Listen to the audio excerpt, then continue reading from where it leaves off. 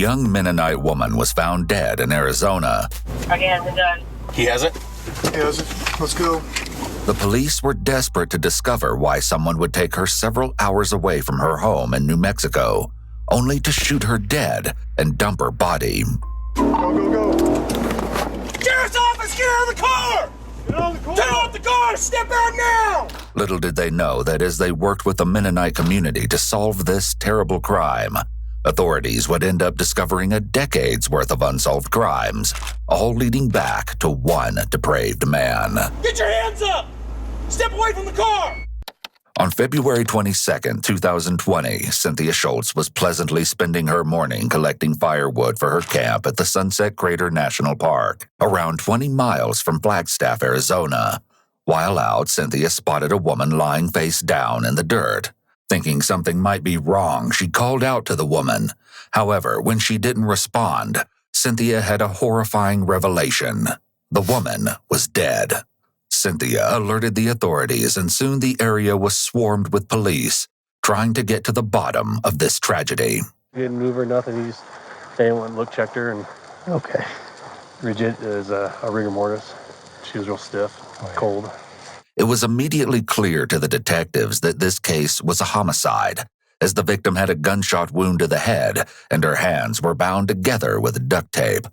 As they inspected the body closer, they noticed that the victim was wearing very modest and traditional clothes, which made them suspect she might be a Mennonite. Mennonites are a Christian denomination that practice a conservative lifestyle, dedicating themselves to their religion and only using technology that's strictly necessary, such as basic phones. Through forensic comparisons, the police were able to identify the mysterious victim as 27-year-old Sasha Kraus, a Mennonite woman who had gone missing from New Mexico on January 18th, over a month before she was discovered.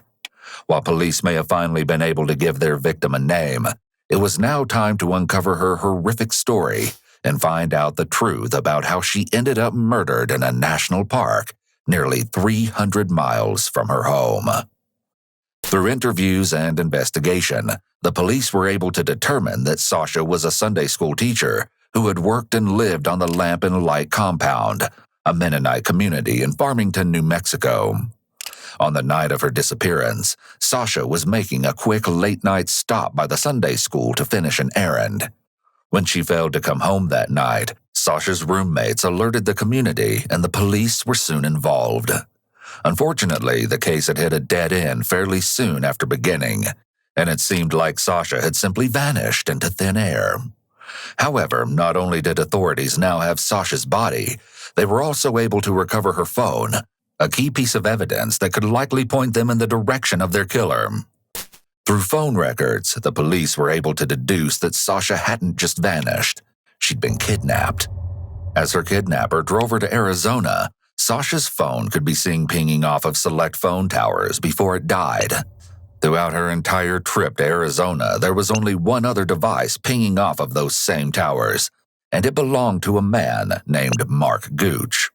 Mark Gooch was an airman working at Luke Air Force Base in Arizona, and at first glance it appeared he had nothing in common with Sasha outside of his cell phone records.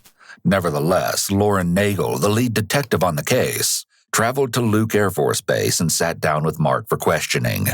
Detective Nagel introduces herself as Detective Jones, as she got married at some point between this interview and her appearance in court. Hi, thank you for your patience. That would work out that way. I asked you to come talk with me, and then, obviously, I get a phone call, right? Alright, so, I'm Detective Jones. I'm with the Sheriff's Office. I'm sure you're wondering what I want to chat with you about. Of course, I'm about to fill you in. We just gotta go through some procedural stuff first. The interview takes place in an interrogation room on Luke Air Force Base and is an ideal setup according to the Reed technique, a popular method of interrogation. There's no barrier between Detective Nagel and Mark, allowing her to observe all of his movements and nonverbal communication. The walls appear to be bare, which is intentional to minimize distractions.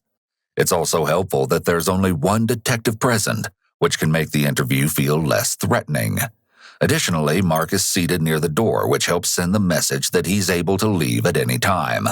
This may make him less defensive and more likely to talk. It can also help prevent any false imprisonment claims later.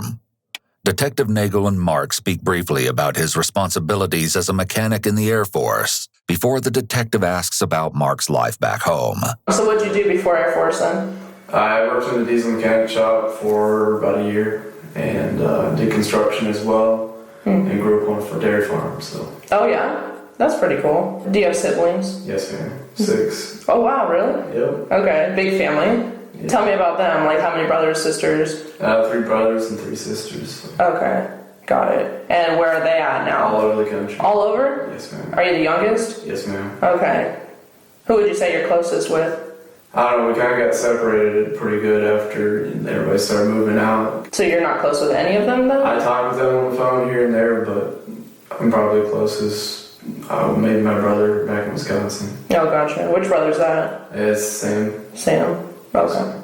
Mark comes across as a polite, well-mannered airman, but as we'll see over the course of the interview, this is just a facade. So what do you do on your time off?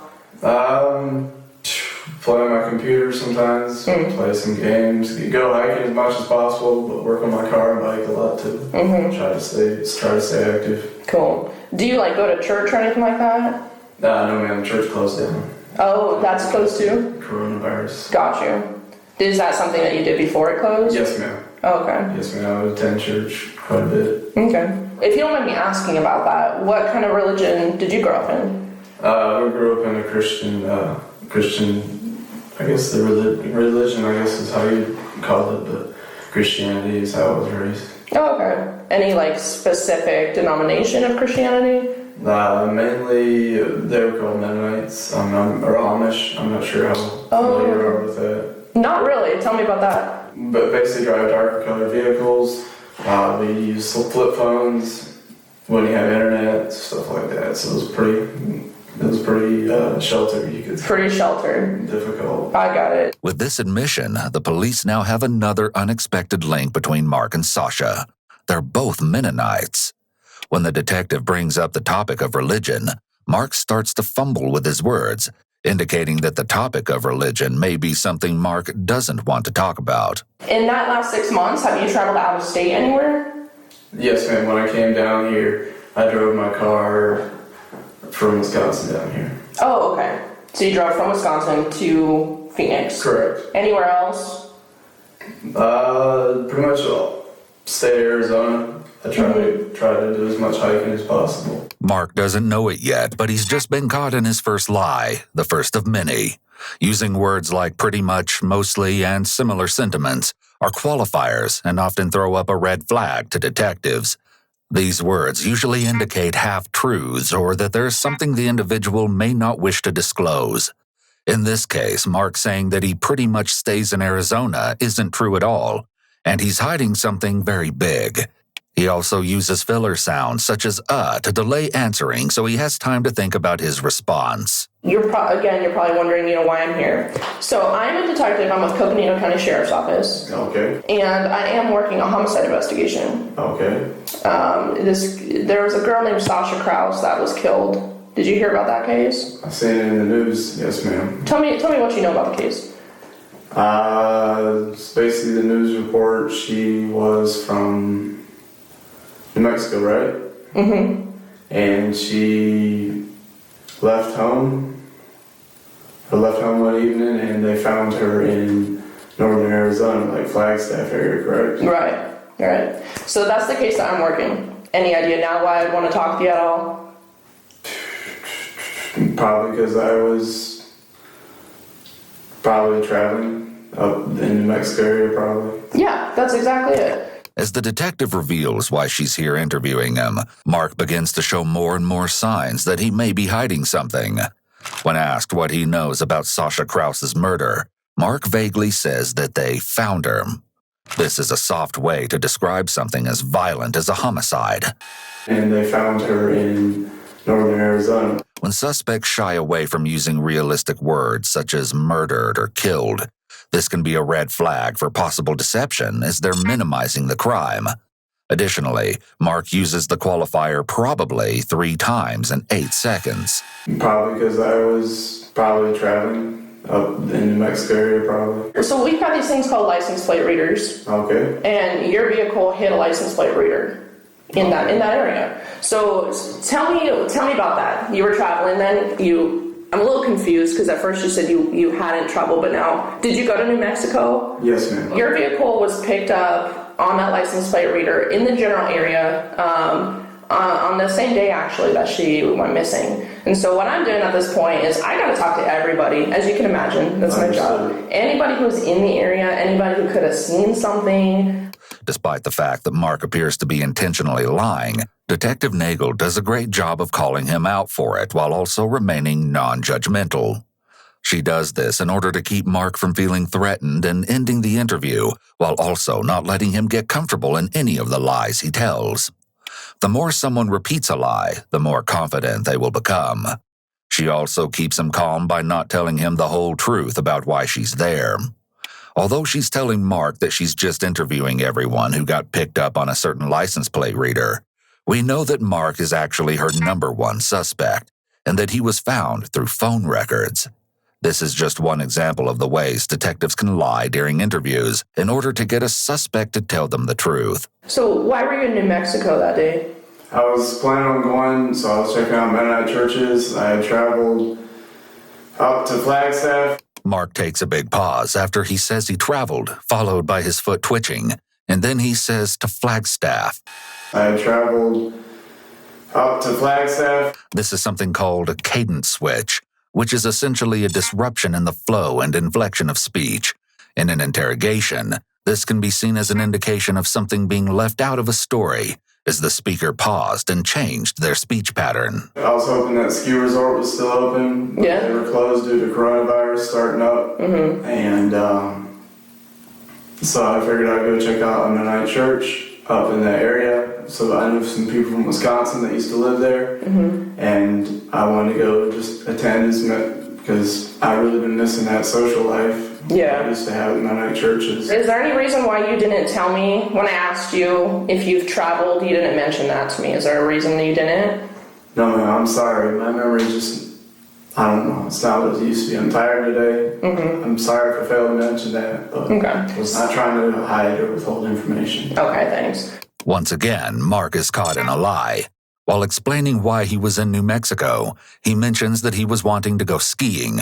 However, the ski resort he drove to, the Arizona Snow Bowl Ski Resort in Flagstaff, was closed due to COVID-19 restrictions. In actuality, the Snow Bowl didn't close for COVID until March, well after Mark would have been there on January 18th. As he says this, he half shrugs with his right shoulder. It's barely perceptible, but lines up when he says, "I don't know." Internally, he does know, and is just making excuses, but he's not confident in his memory excuse.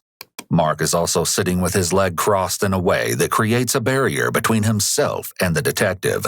He switched to this guarded position after he was asked about traveling. When questioned about why he didn't mention this trip earlier, Mark's military formality helps him appear more truthful than he's actually being. He refers to Detective Nagel as ma'am and immediately apologizes for not mentioning the trip because he was tired.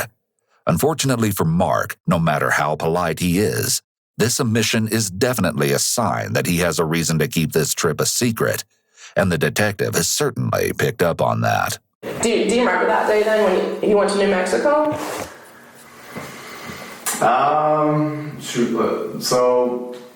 Yeah, Okay. I think I remember some of it. So what time about did you leave here, Luke Air Force Base?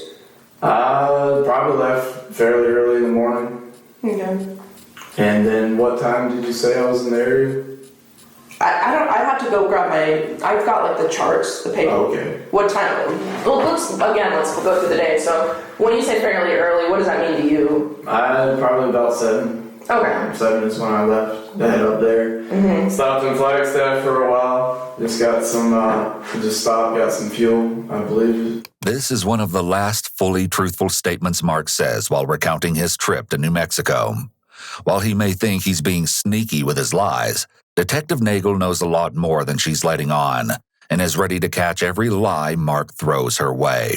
Did you go anywhere else while you're in Flagstaff? No, not on the way up. pretty much straight driving. Had a really pretty snow-capped mountain up there Yeah. at that time. So you stopped in Flagstaff, you got gas, and then you think that you drove directly to the church in Farmington? I stopped in Farmington to get some fuel. Watch how the detective suddenly starts kicking her foot. Since this discussion is about the scene of the crime, she likely feels a lot of pressure with these questions, trying to make sure she gets his story, and also has what she needs to confront him later. With all of his deceptive behavior already, she's likely fairly certain that he is the person she's looking for, and these are really the high-stakes questions. About 2 o'clock in the afternoon, I had swung by the church to check their sign and see what time their services was, and they were, let me think, I think it was just Sunday evening. At this point in the investigation, Detective Nagel has spent a lot of time at Sasha's church, looking for any sign of what happened to her on January 18th. In her entire time there, the detective has never seen any sign even somewhat similar to the one Mark is claiming to have checked. Did you, talk to anybody while you were there? No, there was no one at the church, and I didn't want to bother anybody, so. Did you like it? I don't know. What, is it a church that, like what you grew up in, or different? It looked fairly similar, but it's not really the same, so I'm a little disappointed with the whole long drive and everything. I didn't really see it as working out long term to make it there. Yeah, that is a long drive. It'd be way too far to drive every weekend, so I talked to my friend. He wanted to go hiking on Sunday, and I really wanted to make it for that. I work with him in the shop. And who's that friend? His name's Kefley. Mark claims that he made plans with Kepfley to go hiking the following day. However, according to Kepfley himself, the two actually went to a swap meet, also known as a flea market. From what I'm understanding, it doesn't sound like you were there for very long. No, man. And then where did you go after that? I'm trying to remember if I was going to go look for a hike, or did I head straight back? I think I started, once he called me about the hike on Sunday, I think I started heading back. He called you? Correct. While you were over there? Correct. Okay. According to Mark, Kepfley called him to discuss plans. However, the phone records disagree with Mark. Mark and Kepfley only texted that day, and in fact, the only person that Mark spoke to on the phone was his brother Sam. Not only did Mark and Sam call, but they actually called each other 6 times, for a total of nearly 2.5 hours, which is longer than the two had talked on the phone for the last 6 months combined. On the way back home, did you stop anywhere? I don't know, I might have made it to Phoenix. On a full tank, I don't know. I'd have to check. Okay. So am I understanding correctly, you don't remember stopping anywhere? No, ma'am. Is that fair to say? Yes, ma'am. Okay. Do you remember what time you got back here to home? It was fairly late. It was probably 8 or 9 o'clock. So I got back. Long day, man. Yep. Mark makes a lot of lip and mouth movements here, known as micro-expressions. One of the biggest indicators of deception and hiding something is a movement called disappearing lips, which Mark demonstrates. Once again, Mark's account of the trip contradicts his phone records. While he might say that he went straight home from New Mexico, the records actually show him stopping in Sunset Crater National Park for several hours. With Mark having officially told his story about where he was on the day of Sasha's murder, Detective Nagel is noticing more and more red flags. Mark consistently lies, hesitates, and supposedly struggles to recall information when he is asked about stops he made, times, and what he was doing at specific points throughout his trip. When a suspect has a memory of extremes, meaning their memory is either too good or too bad, this is seen as a red flag to detectives. Just over 2 months have passed since January 18th, so it doesn't make sense that Mark is struggling so much to recall basic information about his trip. Given that this trip was pretty out of the ordinary for him, the trip should actually stick out in his mind even more. What do you think should happen to the person that did that to Sasha? As far as, what are you getting at there? But if we caught the person who killed her, what should happen to them? Well, you should probably let the law deal with it. or maybe the Mennonite community has a way of doing things differently. In the Reed technique, this line of questioning is known as the punishment question, and it can be a good indicator of deception. Individuals who give vague answers are more likely to be deceptive than those who answer with strong, definitive punishments. Mark pauses for an incredibly long time after being asked what he thinks should happen to Sasha's killer, and he eventually settles on, "I don't know." This is the exact type of vague answer that sets off alarm bells for detectives when it comes to the punishment question. After a few more questions, Detective Nagel tells Mark that she's going to step out for just a few minutes to review her notes. After letting Mark stew for 10 minutes, Detective Nagel comes back in and gets ready to really take Mark's story apart and figure out what exactly it is that he's lying about. On the way back, what time did you come back through the gate? It was dark, possibly 8 or 9. Probably later than that, I'm not sure.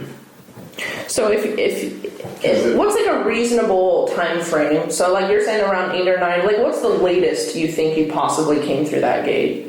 Probably could have been 1 or 2. 8 or 9 to 1 or 2 is probably the most time frame that I can think of. Okay. It was dark when I came through. It's kind of a big time frame there, though. I understand. 8 p.m. to 2 a.m. is pretty different. I understand. Okay. So you want to stick with that? Yes, ma'am. Now that Detective Nagel has informed Mark his story doesn't add up, it's likely that he's going to respond with even less specifics than he was before, hence his 6-hour time span. If Mark is adamant that he got home at 8 p.m., but then video footage shows otherwise, it will reflect badly on his credibility. On the other hand, if he admits that it was 2 a.m. when he got home, then there's a large chunk of time that's completely unaccounted for between Mark leaving the church and arriving home.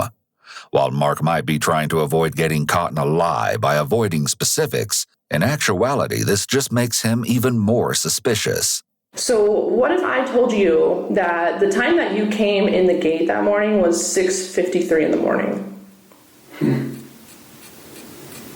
Would not guess it was that late. That's a long time. Yes, ma'am. So how do you explain that? I stopped and slept in the car. On the way back, I had trouble staying awake. Tried to stop and sleep multiple times, but that's couldn't really sleep. It was cold. Okay. On the drive back. Okay. Now Mark has to scramble to fill in the gaps that Detective Nagel is pointing out. Mark claimed he left at 7 in the morning on January 18th, and according to the detective's records, he didn't get home until nearly that same time the following morning. Not only is this around 10 hours after the original time Mark gave for when he got home, but it's almost 5 hours after the revised time he gave. It's also highly suspicious that he has never mentioned this supposed nap he took in his car on the way home. And it definitely comes across that Mark is doing anything he can to try and cover up his lies. Have you gone to Flagstaff any more than that one time? No, ma'am. Except when I came down from Wisconsin to Duluth. I don't remember which route I took coming in. Okay. So after this New Mexico trip, you have not gone back up to Flagstaff again, is that right? Not to my knowledge. Mark saying not to my knowledge doesn't make sense here, because how could he travel somewhere without his knowledge? This is a selective memory statement, but in this situation, it also just doesn't even fit with the statement, and he would have been better off going with "I'm not sure," or "I don't think so," or some other selective memory statement. He must be starting to really feel some anxiety about this, because his thought processes are less logical and his word choices aren't great. So I know that you went back up to Flagstaff a couple days later. Okay. And I've got a couple different ways to confirm that, like your gate checkouts and evidence that you were up in Flagstaff. So did you go back to Flagstaff for some reason a couple days later? Possibly went for a drive. Went to go. I don't remember. When asked about going to Flagstaff again, Mark hesitates for a long time before answering. Significant delays can be a red flag for deception. Some questions require thought, so it would make sense for someone to stop and think before answering. However, it doesn't take this much thought to remember if you recently went to a town 2 hours away from where you live, meaning that Mark's hesitation just comes off as suspicious. Clearly, Mark isn't going to be truthful about what he was really up to on January 18th. So Detective Nagel changes gears and starts asking Mark more about his Mennonite connection to Sasha. Earlier when we were talking, you mentioned how when you're not born into the Mennonite church, we use that word outsider. Like you're kind of an outsider compared to like people who are born in. Sasha was like that too. Did you know that? Her family was not born into Mennonite church. So I'm wondering if you're willing to kind of tell me. I noticed I just saw a little bit of an emotion in you when we talked about that. Is there something that happened to you in the Mennonite church that upsets you? Not really. It was just a way of life, and I didn't really like it, and I was happy to be out of it. My parents left the church. By stating not really, he's denying anything happened to him, but not strongly. By using a qualifying statement instead of just saying no, it suggests that there is something, but he doesn't want to talk about it. Okay. So Mark, what I do for a living is talk to people. Understood. And I just feel like I can read people a little. I know I don't know you. I'm not going to even pretend I do. But there's something there. And is it just something you don't want to talk about? Something that happened that made you leave the church? No, ma'am. I pretty much left the church when my parents decided to leave. Okay. Mark uses another qualifier, but what is more interesting are his lip movements. It seems like his lip movements are his fidgeting behaviors, but he's probably had some training about not showing anxiety both in the home he grew up in, as well as in the military, so he doesn't have a lot of the bigger nonverbal cues that we look for. Yet these lip movements, which continue to return to the disappearing lips, make it clear that he's withholding information. It's almost like he's trying to hold in whatever it is he really wants to say. While Mark may be playing it cool, the detective knows he's hiding something.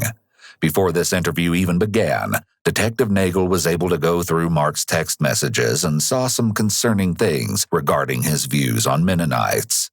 In a text conversation, Mark and Sam are told by their brother Jacob, a Virginia state trooper, that he had just given 2 Mennonites a speeding ticket. Mark and Sam are both overjoyed to hear this, and Mark even says that he hopes that Jacob treated the Mennonites like shit.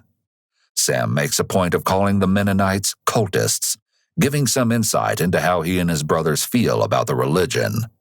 In another conversation between just Mark and Sam, Mark tells Sam that his surveillance on the Arizona Mennonites that morning was boring. The use of the word surveillance was incredibly alarming to authorities, and clued them into the fact that he may have been planning some kind of attack on the community for quite a while. We have a detective talking to Sam right now. Okay. In Wisconsin. Okay? And so I want you to know that for this main reason. Sam's telling us some stuff, and you're talking to me, and I want to just make sure, what both of you guys are telling us lines up. And what I know a little bit about from what Sam said sounds like something's going on here as far as like maybe you have hard feelings against the Mennonite church, or maybe like a grudge or something like that.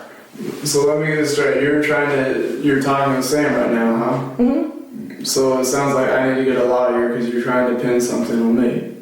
Well, I read you your rights at the beginning of this. Yes, ma'am. And I'd like to see a lawyer now. You would like to speak with a lawyer? Yes, ma'am. Okay. So I'm not going to ask you any more questions then. I am going to have you sit here for a few minutes. Understood. And then I'm going to kind of explain to you what else is going on today, okay? Yes, ma'am. Okay. You go without water? Correct. All right.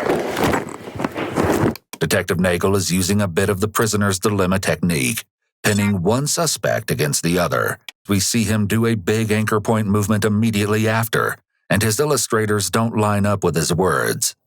As soon as the detective leaves the room, Mark unbarriers his legs. Detective Nagel's comments clearly struck a nerve with Mark, and for the first time, we see him change his reaction and become stern. He clearly doesn't like that his brother is also being interviewed. Perhaps Mark has good reason to fear that Sam will say too much to the cops, as while Sam refused to answer the majority of questions during his brief interview, he did say one thing that caught detectives' attention. Not only did Sam claim that Mark had a grudge against Mennonites, but when asked if he knew why the cops were questioning him, Sam ominously replied no, but that he knew his brother and how he is, giving police even more reason to be suspicious of Mark. With his interview concluded, Mark was served several search warrants for his phone, apartment, and car, all of which proved to be very enlightening to the authorities. The first thing investigators noticed when looking at Mark's car was how spotless it was. Upon further inspection, they were able to recover a receipt that showed Mark had gotten his car heavily detailed on February 23rd, the day after it was announced to the public that Sasha's body had been found. Additionally, the police also discovered some black nitrile gloves in the car, alongside some suspicious stains. Now that detectives are finally able to scour Mark's phone, more inconsistencies begin to pop up. According to his deletion records, Mark had deleted several files and documents from his Google account early in the morning of January 19th, after returning home from his New Mexico trip. He also deleted several texts with Sam where he discussed getting his car detailed, stating that he wanted the detailers to clean the interior really well. With several concerning, if somewhat circumstantial things found in Mark's phone and car, they had enough to detain him. However, police still didn't have enough evidence to actually connect Mark to Sasha's killing, never mind justify an arrest and guarantee a conviction. There was still the puzzling question of why, as there was no clear motive why Mark would have killed Sasha. Investigators soon began interviewing and interrogating the people closest to him in the hopes that they could shed some light on the case. First, they started with Alex Golub, Mark's good friend from basic training. For the most part, Alex said that Mark seemed completely normal throughout their friendship. However, there was one odd moment Alex mentioned that really stuck out to detectives. Has Mark ever talked about killing people to you? No, ma'am. Just the text that we did have. We were going to go spec ops together, and we were kind of looking at TACB, and he mentioned in one of the texts that something like he'd be happy to get paid for killing people. Exactly. But I was just like, oh, I mean, that's kind of like a huge thing. It's just a weird thing to say, so I was like, oh, that's just huge. And also, you know, it's the enemy, so I mean, I don't really take it as like he's wanting to kill innocents. It's more like the enemy. Okay. These are exactly what you're referring to, probably. See that the highlighted conversation between you guys? Yes, ma'am. Is that what you were just talking about? Let's go TAC B together. Yes, ma'am. Do you have the one where it says he? Yes. Where it says, I would like to get paid to kill people. Right. And I don't have the next page, but from what I recall of that conversation, you didn't say, whoa, man, that's weird. Or, you guys kind of just went on. I think I just typed his name in all caps, because that's what I would always say. Okay. If he said something just, like, strange. While Alex laughed off Mark's comment, there's no denying that it's concerning. This text from Mark implies that he may have been harboring these sorts of morbid desires long before targeting Sasha. It was about respect too. Like one guy in our sister class, he had his feet up on the desk one day, and Gooch was like, "Oh, you should probably get your feet off the desk." Mm-hmm. And the other dude made a snarky comment like, "Oh, you're telling me what to do," kind of thing now. Yeah. And I could tell that Gooch got pretty mad at that. I was like, calm down. Okay. From Alex's story about Mark, we can see some indications that Mark may struggle with anger control. The story is also indicative of excessive rigidity. People who are very rigid when it comes to social rules may often get into confrontations with others because they can't cope with seeing any rule-breaking behaviors they deem inappropriate. While this might seem contradictory at first, given the accusations against Mark, he may feel that the rules don't apply to him. This is a trait typically found in individuals with antisocial personality disorder. How do you remember Mark reacting to stress? Just stiff as a board, very disciplined. Never screamed back, never lost his cool, kind of thing. Okay. You'd see his face get red, but I thought he was just embarrassed. Alex describes Mark as stiff as a board and mentions his face turning red. These traits, in conjunction with how we saw Mark acting during his interview, could be signs that he's emotionally cut off. This is another trait that's common among individuals with antisocial personality disorder, and is tied to their overall lack of empathy. While these few indicators certainly aren't enough to give Mark a full diagnosis, they can give us some insight into how he might think. As investigators question those around Mark, they learn something very interesting that could blow this case wide open. According to Kemper Kepley, Mark's best friend at Luke Air Force Base, Mark had secretly kept a gun on base for several months. However, he'd recently given the gun to another friend to store off base. Detectives were quick to track this gun down and bring it in for testing, which showed that it was the same caliber as the bullet that killed Sasha. However, while the police were in possession of Mark's gun, the case took a turn none of the investigators were expecting. I got a text just a few minutes ago from Sam Gooch that said Mark Gooch had said that I could help him out with his possessions. The detective is fine with Kemper working with Sam to get some of Mark's belongings. However, he does have one request. He starts asking about the gun. That's what we want to know about. Right. Okay. And don't, provide him any information that you know about the gun. If you can help that. So, we're asking you not to do that. Within a week of this call with Kemper, detectives were notified that Sam had reached out to Jeremiah Levesque, the last person who had Mark's gun before it was given to the police. While working with Jeremiah, the police listened in on a phone call between him and Sam, where Sam made plans to travel across state lines to Arizona in order to dispose of Mark's gun before the police could get it. In the call, Sam told Jeremiah, "Considering what's going on, if you're comfortable, I would say get rid of the gun any way you deem fit. If not, I will deal with it whenever I get there." Jeremiah was then able to arrange a meetup point with Sam where they planned to trade Mark's gun. However, unbeknownst to Sam, Jeremiah had been given a replica gun by the police, and officers were going to be covertly hidden around the meetup site, waiting to make their arrest. Target just pulled into the second parking spot. Yeah, no problem. There you go, sir. Hey, move. That's good. Hey, call it in. I can't. My phone. Where's your phone? Shit. Target's getting back in his car. He's got the gun. Target has a gun. He has it? He has it. Let's go. Go. Sheriff's office, get out of the car! Get on the car. Turn off the car! Step out now! Get your hands up! Step away from the car! Step towards me! Turn away from me now! Get on your knees! Get on your knees! Put your hands behind your head! Passenger, get out of the car!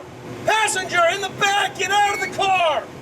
With their sting operation successful and Sam Gooch arrested, it was time for the detectives to find out why Sam was so set on disposing of Mark's gun. Detective Troy Short was sent in to interrogate Sam, and he was immediately met with resistance. You want to start from the beginning and kind of... I believe you think I know more than I do, and So explain me what that means. You know what I mean? If I know more than you do, help me understand that.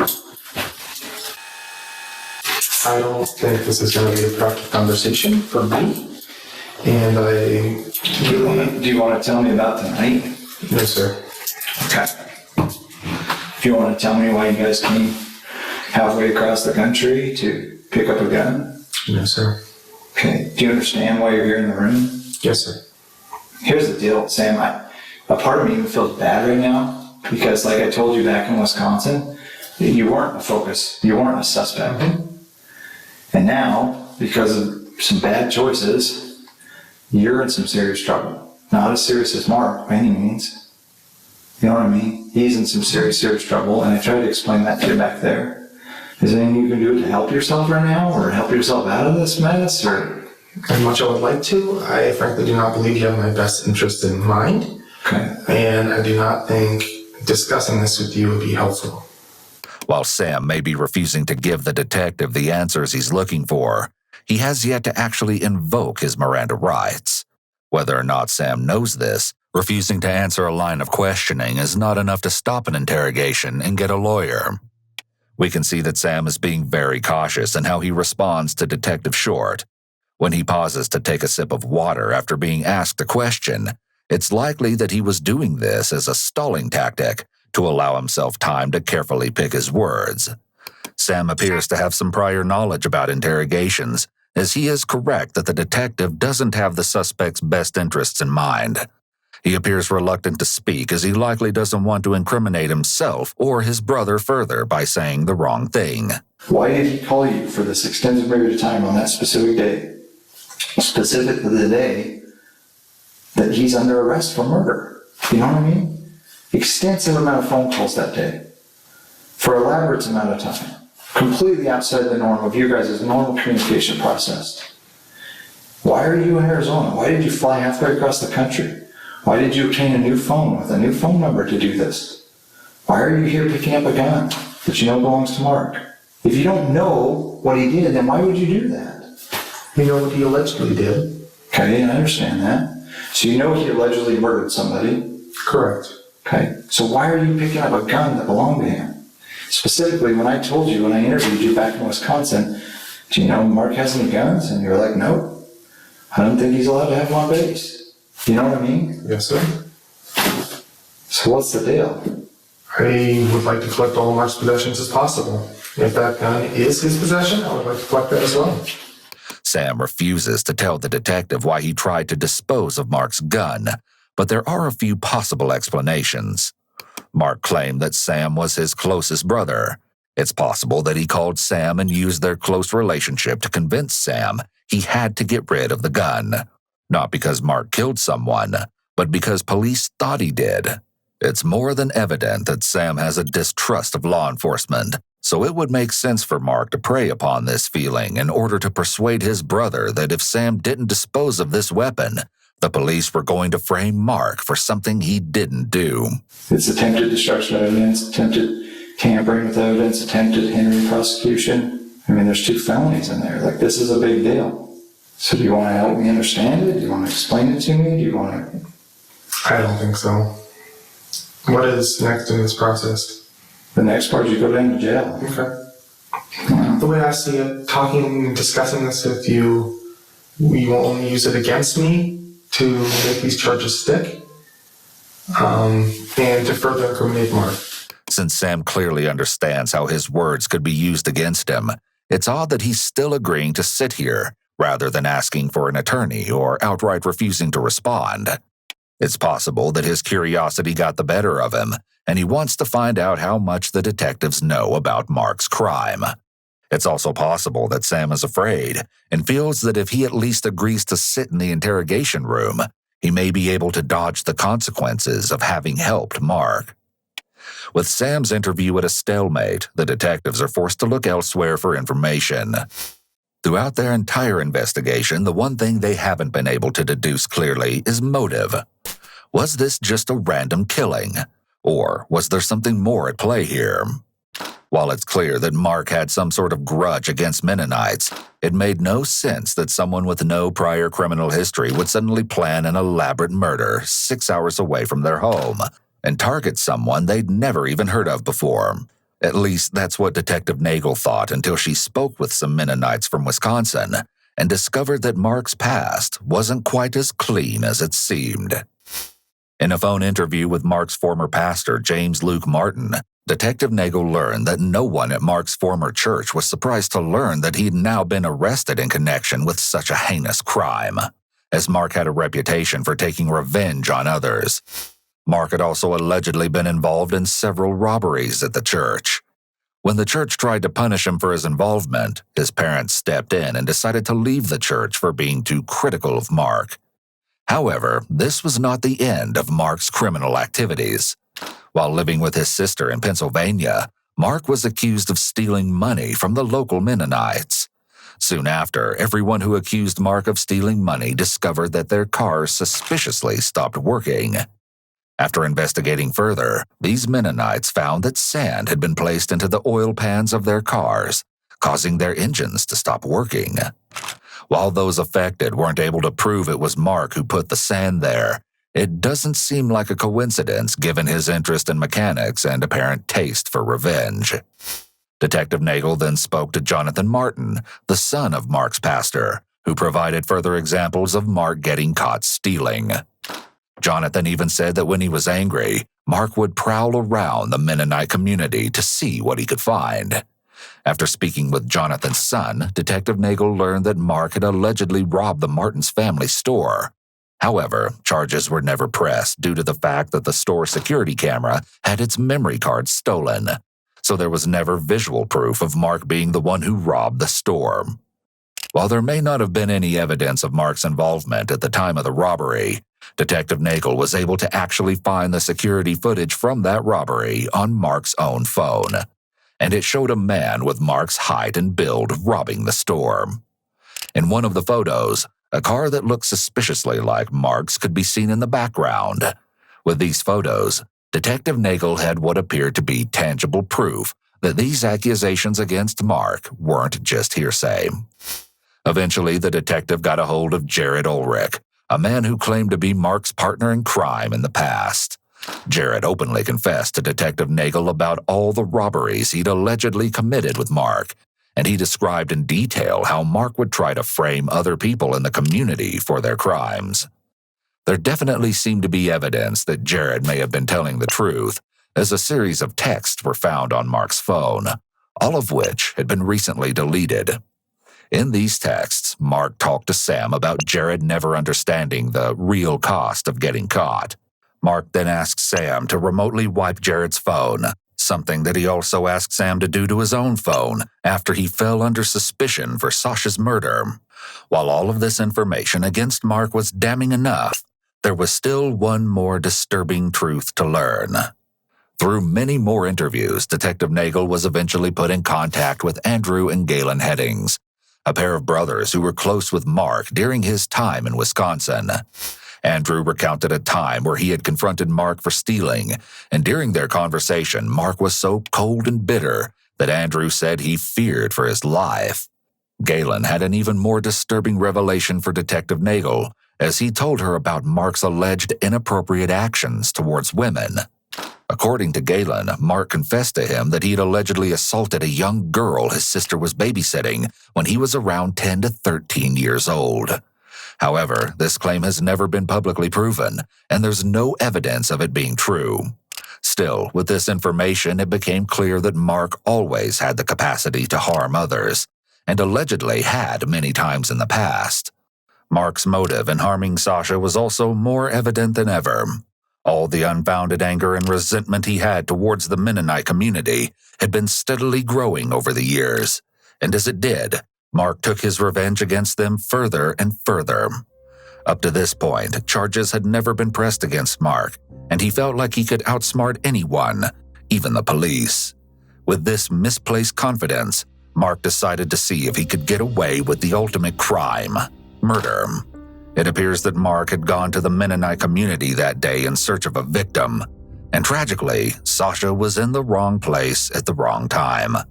Mark grabbed her from her car late at night and no one saw a thing. Still, that didn't prevent him from getting caught. Unfortunately for him, while no one had previously pressed any charges for his theft, the state of Arizona was more than happy to charge Mark for Sasha's murder and put him on trial. Mark's trial began on September 24, 2021. In January of 2022, the jury found Mark guilty on charges of kidnapping and first-degree murder, earning him a life sentence. For his help in covering up Mark's crimes, Sam Gooch pleaded guilty and received 3 years probation. With both Sam and Mark dealt with, Sasha